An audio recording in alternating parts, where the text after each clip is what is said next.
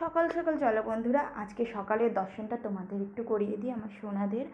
তো দেখো, কালকে তোমাদেরকে বলেছিলাম তো সিঙ্গার করতে বসিয়েছি। তো দেখো আমার মদনমোহন রাধারানী, তাদের সিঙ্গার করিয়ে দিয়েছি। সঙ্গে দেখো নিচে এই মদনমোহনদেরও করিয়ে দিয়েছি। গৌর নিতাইকে হলুদ রঙের ধুতি পরিয়ে দিয়েছি।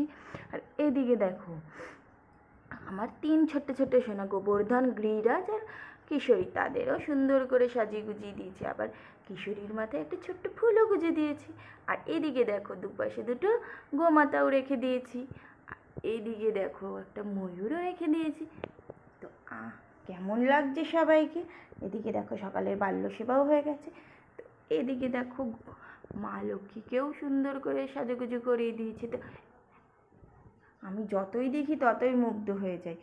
এ আনন্দ যেন কোনো কিছুর আনন্দের সাথে মেলে না, মনে হয় যেন সারাক্ষণ এখানেই থাকি।